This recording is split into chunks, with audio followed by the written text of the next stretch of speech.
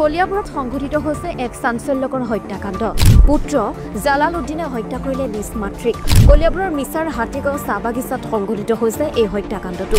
হত্যা কৰি চাহ বাগিচাৰ মাজত পেলাই দিলে হত্যাকাৰী পুত্ৰই মাতৃক। ৰাইজে প্ৰত্যক্ষ কৰি খবৰ দিয়ে কলিয়াবৰ আৰক্ষীক। ঘটনাস্থলীত আৰক্ষী আৰু দণ্ডাধীশ উপস্থিত হৈ মৃতদেহটো উদ্ধাৰ কৰিছে।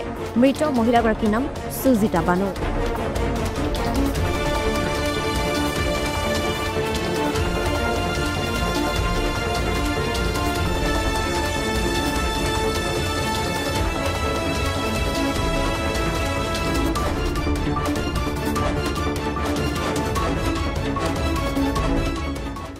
মই সিহঁতে থাকে বেলেগ, মই বেলেগে থাকোঁ। সিহঁতৰ ঘৰ বেলেগ, মোৰ ঘৰ বেলেগ।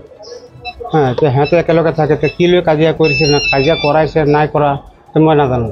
এতিয়া বেলেগকৈ থাকে, মই কেনেকৈ কৰিম? সিহঁতৰ ঘৰত আমি নাযাওঁ মানে। মায়ে যেতিয়া আহে তেতিয়া খোৱা বোৱা কৰে যাব। এই মৃত্যু হোৱা মহিলাগৰাকী আপোনাৰ কি হয়? মায়ে হয়, নিজৰ মা। হয়। তাৰপিছত কি হ'ল, কেনেকৈ কি গম পায় পিছত? এতিয়া গম পোৱাৰ পিছত পুলিচে কৈছে এতিয়া সেয়ে মাৰিছে বুলি। কোনে মাৰিছে বুলি কৈছে? জালালউদ্দিন।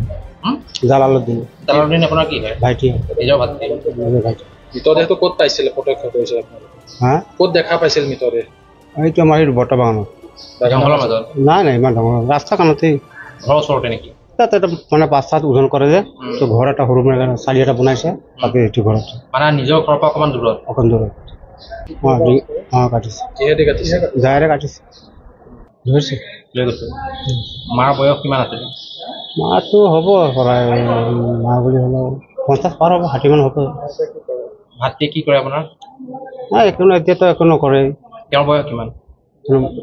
ভাইটিৰ 35 মান হ'ব। হয়তো আমাৰ এইটো 4 নং হাতীগাঁও বুলি কয়। ৰাইজে মাতিছে পুলিচক, ঠিক আছে। মইতো নাছিলোঁ তাত। গাঁৱৰ ৰাইজে মাতাৰ পিছত পুলিচ গৈছে। মই গৈ পেলাই আহি পথাৰৰ পৰা গৈ পেলাই চাইছোঁ পুলিচ আহি গ'ল অলৰেডি। অহাৰ পিছত তাক সোধ পোছ কৰি পেলাই আকৌ পুলিচে ধৰিলে।